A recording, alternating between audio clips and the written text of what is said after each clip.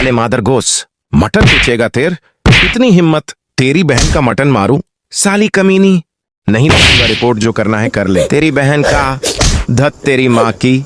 सुबह का समय था। सड़क के किनारे अब्दुल रहीम अपनी छोटी सी मटन की दुकान लगाए खड़े थे। उनकी दो बेटियां थीं, आयशा और जोया। दोनों देश की सेवा में लगी हुई थीं। आयशा इंडियन आर्मी में ऑफिसर थी और जोया जिले की डिस्ट्रिक्ट मैजिस्ट्रेट डीएम थी। लेकिन दोनों को जरा भी अंदाजा नहीं था कि उनके अब्बा किस हाल में जिंदगी काट रहे हैं। अब्दुल रहीम चुपचाप मटन काट रहे थे। तभी अचानक पुलिस की जीप आकर ठीक उनके सामने रुकी। जीप से उतरा इंस्पेक्टर राकेश शर्मा, चेहरे पर घमंड, आंखों में अकड़। इंस्पेक्टर चिल्लाया, अबे ओए, किसने कहा तुझे यहाँ दुकान लगाने को? अंधा है क्या? पूरी सड़क घेर के बैठा है। अब्दुल रहीम ने धीमी आवाज में कहा, साहब रोज यहीं लगाता हूँ, किसी को कभी दिक्कत नहीं हुई। इंस्पेक्टर और भड़क गया। बकवास मत कर, ये तेरे बाप की सड़क है क्या? साला पूरा बाजार गंदा कर रखा है। इतना कहकर मटन के तख्ते पर जोरदार लात मार दी। मटन सड़क पर बिखर गया। खून और गोश्त चारों तरफ फैल गया। लोग रुक गए, भीड़ जमा हो गई, लेकिन बोलने वाला कोई नहीं था। इंस्पेक्टर और जोर से चिल्लाया, साले दिमाग नहीं है क्या? यहीं ट्रैफिक जाम कर देगा। सब उठा और दफा हो जाए यहाँ से, वरना अंदर कर दूंगा। अब्दुल रहीम चुप रहे। आंखों में आंसू आ गए, लेकिन जुबान बंद रखी। वह झुककर जमीन से मटन उठाने लगे। भीड़ में एक लड़का खड़ा था, सोशल मीडिया पर मशहूर होने का शौकीन। उसने झट से मोबाइल निकाला और बोला, रिकॉर्ड करो, देखो कैसे पुलिस वाला गरीब को पेल रहा है। इंस्पेक्टर ने देखा पर कुछ नहीं बोला, जैसे उसे कोई फर्क ही न पड़ता हो। कुछ लोग हंसने लगे। कोई बोला, छोड़ भाई, पुलिस से कौन भिड़े। अब्दुल रहीम के मन में बस एक ही बात चल रही थी, या अल्लाह, अगर मेरी बेटियों को ये बात पता चल गई तो तूफान आ जाएगा। काश यह बात उन तक कभी न पहुंचे। वह मटन समेटकर चुपचाप दुकान बंद कर घर की ओर चल पड़े। उस लड़के ने घर जाकर वीडियो सोशल मीडिया पर डाल दिया। कैप्शन लिखा,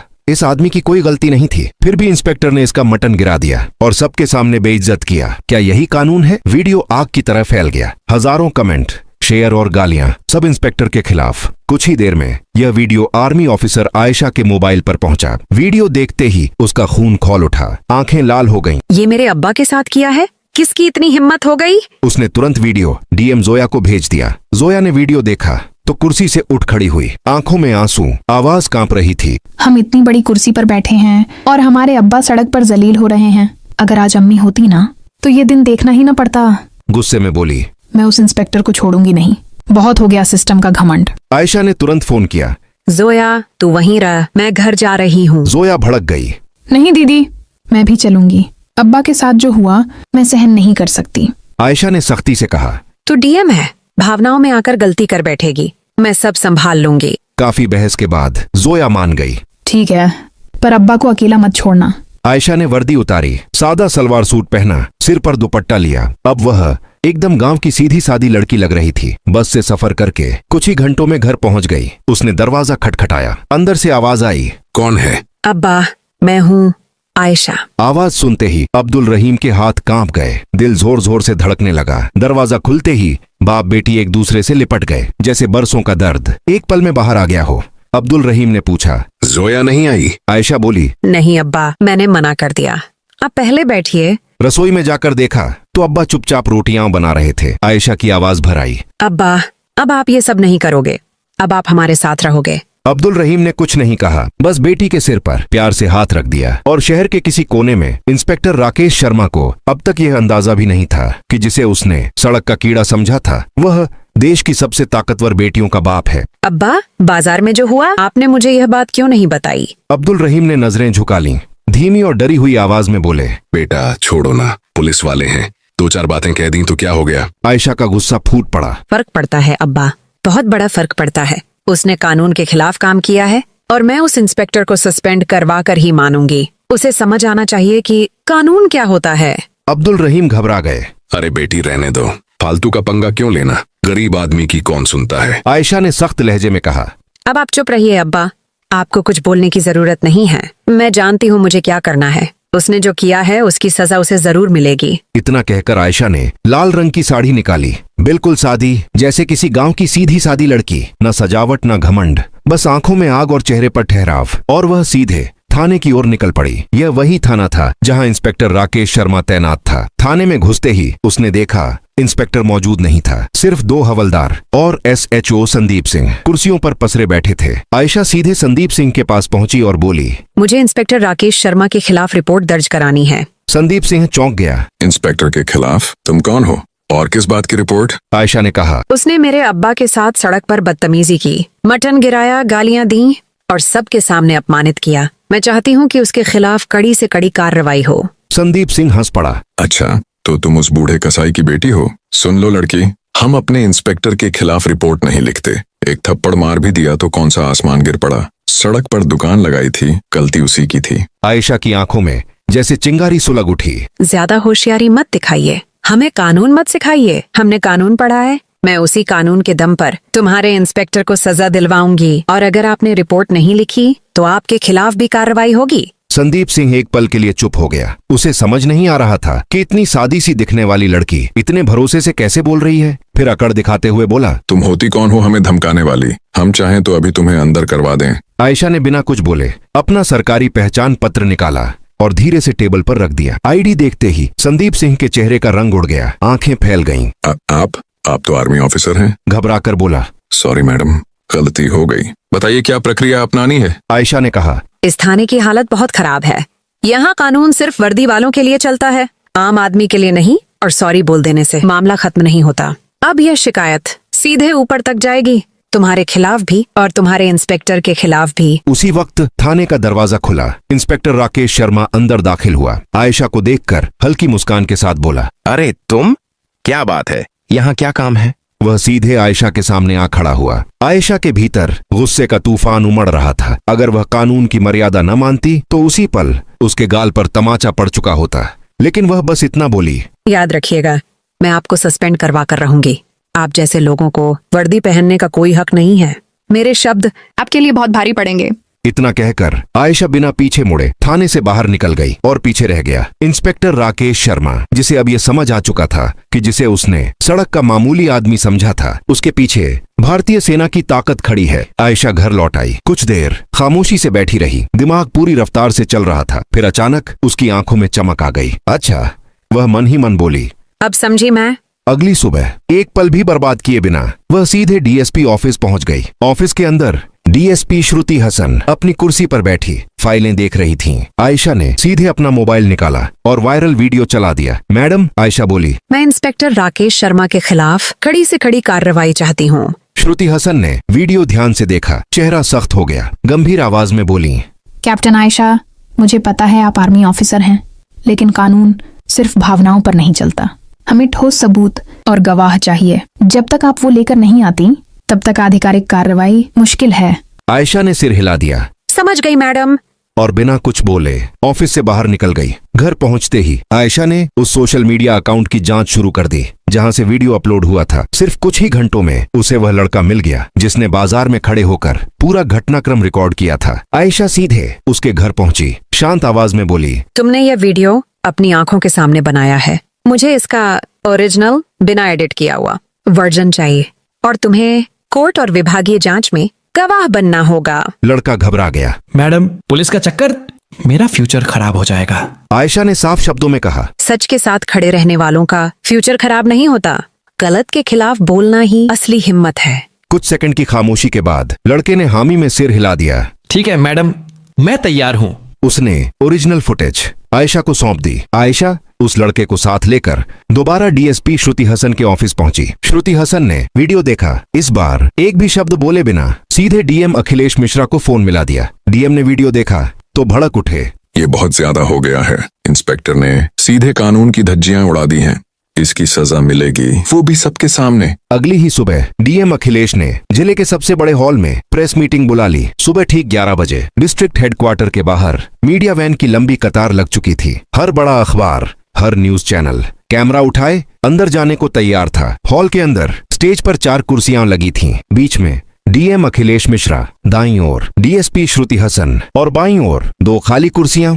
सामने पत्रकारों की भीड़। डीएम ने टेबल पर रखी घंटी बजाई। सभी पत्रकार कृपया बैठ जाएं। मीटिंग शुरू की जाती है। हॉल एकदम शांत हो गया। कैमरे ऑन हो गए। डीएम गंभीर आवाज में बोले, कल सोशल मीडिया पर एक वीडियो वायरल हुआ। इस वीडियो में एक पुलिस इंस्पेक्टर ने सड़क पर एक बुजुर्ग व्यक्ति के साथ दुर्व्यवहार किया। मटन की दुकान गिराई गई, गालियां दी गईं और सार्वजनिक रूप से अपमानित किया गया। यह न सिर्फ इंसानियत के खिलाफ है बल्कि पुलिस आचरण और कानून के भी खिलाफ है। कैमरे क्लिक क्लिक करने लगे। डीएम ने आगे कहा, पीड़ित पक्ष के पास पुख्ता सबूत मौजूद हैं। बिना एडिट का वीडियो है। एक प्रत्यक्षदर्शी गवाह भी मौजूद है जो बयान देने को तैयार है। इतना सुनते ही आयशा स्टेज पर आई। मीडिया की ओर देखते हुए बोली, मेरा नाम कैप्टन आयशा रहीम है। मैं इंडियन आर्मी में ऑफिसर हूँ और जिनके साथ ये घटना हुई वह मेरे अब्बा अब्दुल रहीम हैं। पूरा हॉल सन्न रह गया। पत्रकार एक दूसरे को देखने लगे। अब मामला सिर्फ स्थानीय नहीं रहा था। आयशा ने बिना रुके कहा, चाहे आम आदमी हो या वर्दी में अफसर, कानून सबके लिए बराबर है। किसी को सड़क पर जलील करना एक अपराध है। रिपोर्टरों ने तुरंत सवाल दाग दिए। मैडम, क्या सिर्फ इंस्पेक्टर पर कार्रवाई होगी? आयशा ने सीधा जवाब दिया, नहीं, इस घटना में SHO संदीप सिंह भी उतने ही दोषी हैं। उन्होंने शिकायत लेने से इनकार किया, पीड़ित का मजाक उड़ाया और कानून का अपमान किया। डीएसपी श्रुति हसन ने माइक संभाला। विभागीय जांच शुरू हो चुकी है। मामले की गंभीरता और सबूतों को देखते हुए मैं सिफारिश करती हूँ कि दोनों अफसरों को तुरंत सस्पेंड किया जाए ताकि जांच निष्पक्ष हो सके। डीएम अखिलेश ने सिर हिलाया और आधिकारिक आदेश पढ़ा। तत्काल प्रभाव से इंस्पेक्टर राकेश शर्मा और SHO संदीप सिंह को सस्पेंड किया जाता है। इस आदेश की प्रति पुलिस मुख्यालय और राज्य गृह मंत्रालय को भेजी जाएगी। हॉल में फुसफुसाहट फैल गई और कहीं किसी कोने में राकेश शर्मा को यह एहसास हो चुका था, गलत आदमी से पंगा ले लिया। इतनी तेज कार्रवाई, ये तो एक मिसाल बन गई। प्रेस कॉन्फ्रेंस खत्म होते ही जिलाधिकारी अखिलेश मिश्रा ने एक पल भी जाया नहीं किया। उन्होंने तुरंत जिला प्रशासन के विधि सलाहकार को बुलवा लिया। कड़े और स्पष्ट लहजे में बोले, मैं चाहता हूं कि पूरी प्रक्रिया 100% कानूनी दायरे में हो। कहीं कोई कमी न रहे, कोई भी कानूनी छेद न बचे। तुरंत नोटिस का मसौदा तैयार कीजिए और सस्पेंड आदेश जारी करिए। विधि सलाहकार ने फाइल खोलते हुए कहा, सर, सबसे पहले हमें चार्जशीट तैयार करनी होगी। इसमें भारतीय दंड संहिता की संबंधित धाराएं और पुलिस अधिनियम के तहत की गई गंभीर लापरवाहियां दर्ज होंगी। इसके बाद विभागीय जांच समिति गठित की जाएगी। फिर एक क्षण रुककर बोले, लेकिन सर, निलंबन आदेश तुरंत लागू किया जा सकता है ताकि आरोपी जांच को प्रभावित न कर सके। जिलाधिकारी ने बिना देर किए सिर हिलाया। सीखी, अभी इसी वक्त काम शुरू हो जाना चाहिए। और महज 2 घंटे के भीतर इंस्पेक्टर राकेश शर्मा और SHO संदीप सिंह का निलंबन आदेश तैयार हो गया। उधर गांव में यह खबर आग की तरह फैल गई। बाजार में लोग एक दूसरे से कहते फिर रहे थे, सुना क्या, अब्दुल रहीम के साथ जो हुआ था अब उसका इंसाफ होने वाला है। कहते हैं उसकी बेटी आर्मी अफसर है, उसी ने पूरा सिस्टम हिला दिया। अब्दुल रहीम के घर के बाहर लोगों की भीड़ जमा हो गई। कोई हौसला बढ़ाने आया तो कोई बस तमाशा देखने। अब्दुल रहीम बार बार बस यही कहते रहे, मुझे बदला नहीं चाहिए था, मुझे तो बस इज्जत चाहिए थी। फिर भरी आंखों से बोले, लेकिन मेरी बेटियां आग हैं, वो अन्याय सहना जानती ही नहीं। जब निलंबन आदेश थाने पहुंचा तो पूरे स्टाफ में हड़कंप मच गया। एक सिपाही ने धीरे से कहा, भाई, लड़की ने सच में कर दिखाया। हमने तो कभी सोचा भी नहीं था कि बात डीएम तक पहुंच जाएगी। इंस्पेक्टर राकेश शर्मा और SHO संदीप सिंह दोनों को बुलाया गया। सरकारी लहजे में आदेश पढ़कर सुनाया गया, आप दोनों को तत्काल प्रभाव से निलंबित किया जाता है। जांच पूरी होने तक आप किसी भी सरकारी पद, अधिकार या शक्ति का प्रयोग नहीं करेंगे। राकेश शर्मा गुस्से से तमतमा उठा। उसने कागज जमीन पर पटक दिया, लेकिन संदीप सिंह के चेहरे पर साफ साफ डर लिखा था। कांपती आवाज में बोला, मैं कह रहा था ना, उस लड़की से पंगा मत लो, उसने तो हमारी जिंदगी तबाह कर दी। शाम होते होते टीवी चैनलों पर ब्रेकिंग न्यूज चलने लगी। इंस्पेक्टर और SHO निलंबित। आर्मी अफसर बेटी ने पिता को दिलाया इंसाफ। वायरल वीडियो बना सिस्टम के खिलाफ हथियार। पुलिस अफसरों पर गिरी गाज। आयशा के फोन पर लगातार कॉल आने लगे, कहीं से बधाइयां, कहीं से मीडिया इंटरव्यू की मांग। लेकिन आयशा हर जगह बस एक ही बात कहती रही, ये सिर्फ मेरे पिता का मामला नहीं था, ये उन सभी लोगों के लिए था जो चुपचाप अन्याय सह लेते हैं क्योंकि उनकी आवाज सुनने वाला कोई नहीं होता। एक सप्ताह बाद विभागीय जांच की रिपोर्ट आ गई। सबूतों और गवाहों के आधार पर दोनों अफसर दोषी पाए गए। रिपोर्ट में स्पष्ट लिखा था, इंस्पेक्टर राकेश शर्मा ने अपने पद का दुरुपयोग किया, अनुशासन भंग किया और जनता के साथ अमर्यादित व्यवहार किया। SHO संदीप सिंह ने शिकायत दर्ज करने से इनकार किया और अपने कर्तव्य की अवहेलना की। कुछ ही घंटों में राज्य पुलिस मुख्यालय से अंतिम आदेश आ गया। दोनों अफसरों को सेवा से बर्खास्त किया जाता है, साथ ही उनके खिलाफ आपराधिक मुकदमा दर्ज किया जाएगा। जब यह खबर अब्दुल रहीम के घर पहुंची तो आयशा ने सिर्फ इतना कहा, अब्बा, ये जीत सिर्फ हमारी नहीं है, ये हर उस इंसान की जीत है जो अन्याय के खिलाफ खड़ा होने की हिम्मत करता है। अब्दुल रहीम ने आंसुओं के साथ मुस्कुराते हुए बेटी को गले लगा लिया। तुमने सिर्फ मेरा नहीं, पूरे गांव का सिर ऊंचा कर दिया है बेटी।